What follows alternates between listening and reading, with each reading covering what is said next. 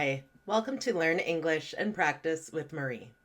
Today we're going to do Advanced Vocabulary Builder lesson number 93. We'll go through 10 advanced words and talk about their definitions, parts of speech, and review a couple of example sentences for each. We'll finish with a story for some extra practice.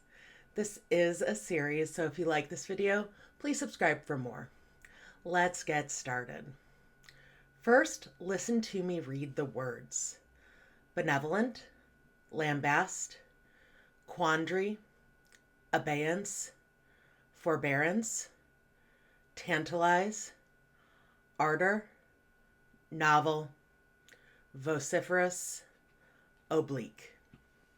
First, benevolent.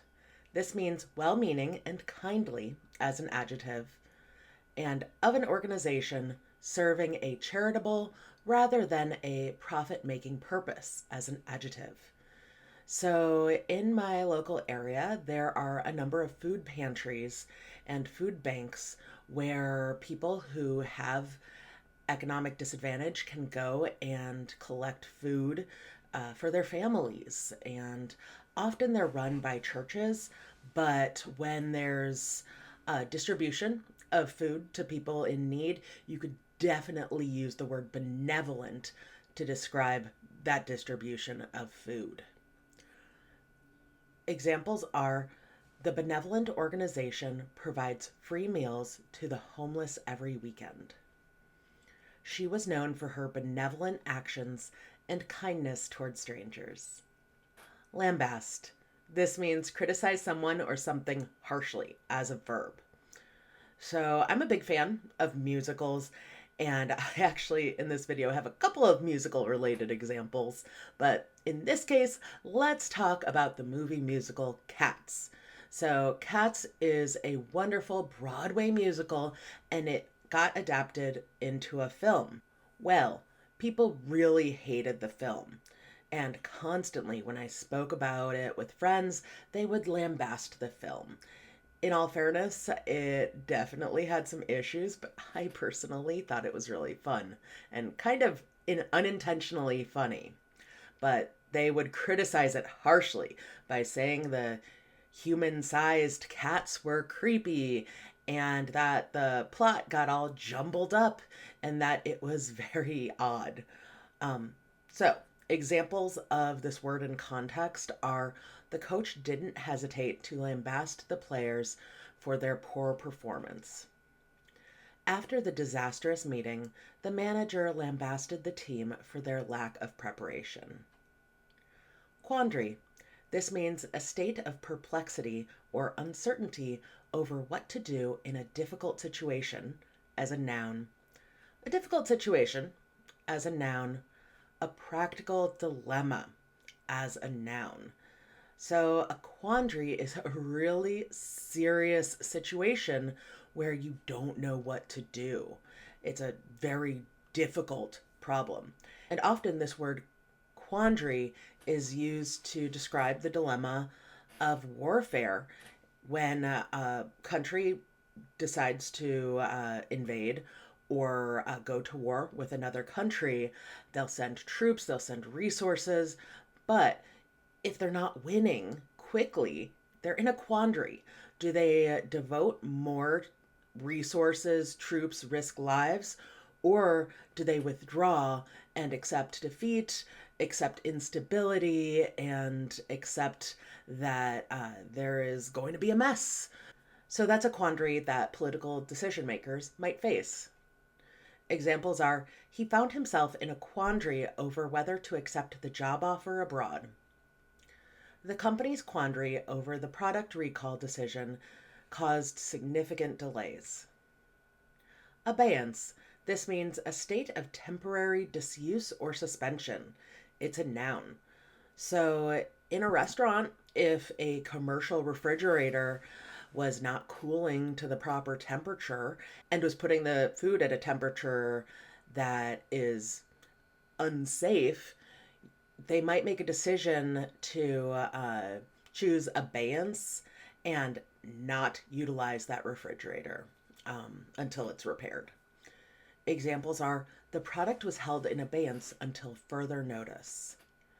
Plans for the new building were in abeyance as the committee reviewed the proposal. Forbearance. This means patient self-control as a noun, restraint and tolerance as a noun, and there are additional legal or debt meanings. So, some of the early settlers in America were Puritans, and they strongly believed in exercising forbearance. They had plain clothes, they didn't do anything to excess, and their religious beliefs held that you have to have that restraint and forbearance in your day to day life. This word also has a particular meaning to a lot of American student loan borrowers, in that when loans get paused due to things like COVID or an inability of student loan servicers to properly process any sort of payment adjustments, those loans might enter forbearance, meaning a pause. Examples are, his forbearance in the face of provocation was admirable. The teacher's forbearance with the unruly students eventually paid off. Tantalize. This means torment or tease someone with the sight or promise of something that is unattainable, as a verb. Excite the senses or desires of someone, as a verb. So the musical Chicago is set in the roaring 1920s and has a lot of dancing and sparkle and shine, and it's often referred to as a very tantalizing musical. There's dancing, there's show, and there's this enticement. Examples we have here are, he loved to tantalize his friends with hints about his surprise plans. The aroma of freshly baked bread tantalized the customers as they entered the bakery. Ardor. This means enthusiasm or passion. It's a noun. So a student might show ardor when they enter a new class, if they've got a new notebook and a pen and they sit in the first row and they ask a bunch of questions. That would definitely be a display of ardor. Examples are, he pursued his career with ardor, never losing sight of his goals. The athlete's ardor for the sport drove him to train harder every day. Novel.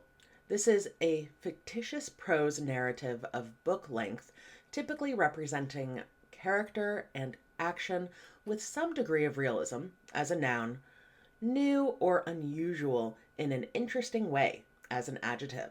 So we have two very different meanings. A novel could literally be a book, or it could be an adjective that refers to something new and interesting and exciting. So, for example, when I first traveled out of the country, I saw a coffee maker that I had never seen before.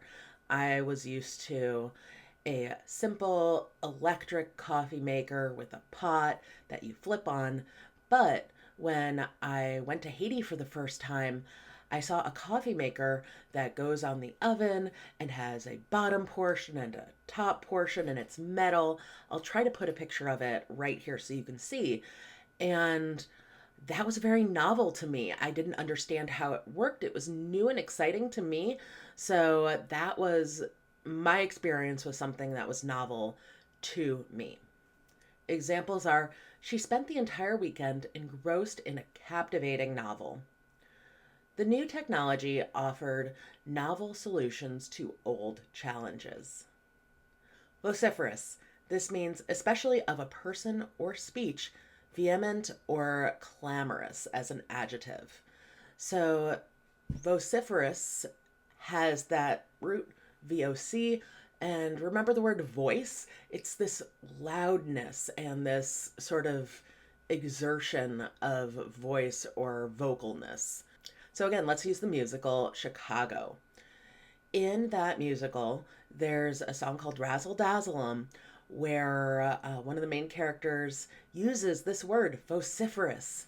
And in this instance, what he means is that we want to make the crowd loud and engaged and really care about a particular court case. And that word is really apt for that moment. Examples are the vociferous crowd demanded immediate action from the government. Her vociferous objections to the plan were heard by everyone in the meeting. Oblique. This means neither parallel nor at a right angle to a specified or implied line. Slanting, as an adjective. Not explicit or direct in addressing a point, as an adjective. And there are additional geometry or biology meanings. So oblique can mean slanted in terms of talking about angles, or it can mean avoiding answering questions directly. So if someone asks me, is it going to rain? I might say something like, well, you can never predict the weather. Who really knows? And that would be oblique. That would be a very indirect way of responding to that question. Examples are, the sun cast oblique shadows across the landscape. He gave an oblique answer that didn't fully address the question.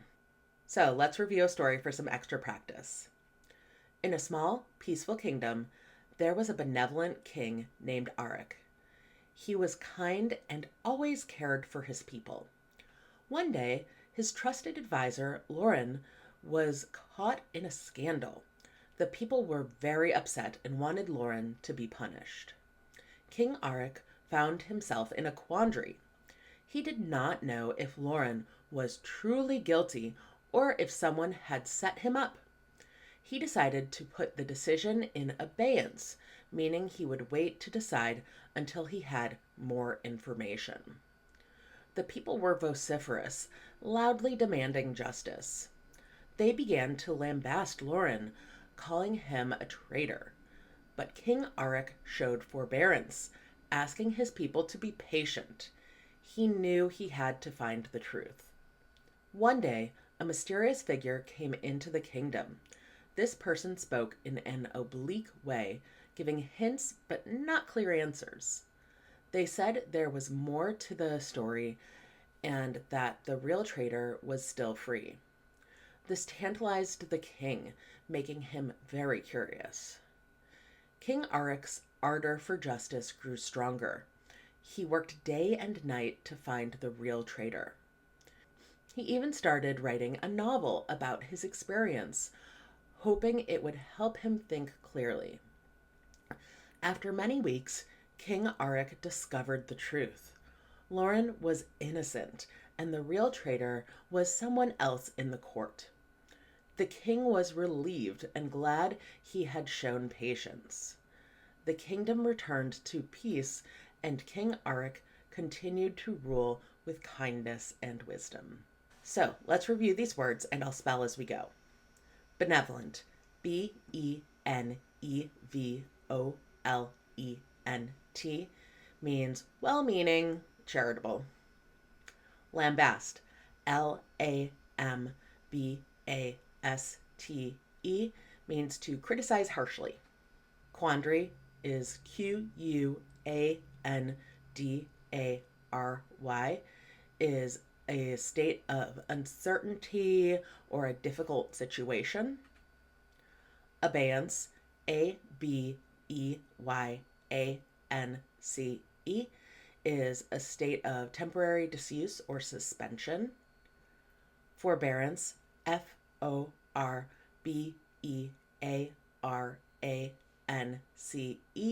is patient self-control or restraint. Tantalize, Tantalize, is to torment or tease or to excite the senses or desires. Ardor, Ardor, is enthusiasm or passion. Novel, Novel, is a type of book or a new or unusual, interesting way. Vociferous, Vociferous,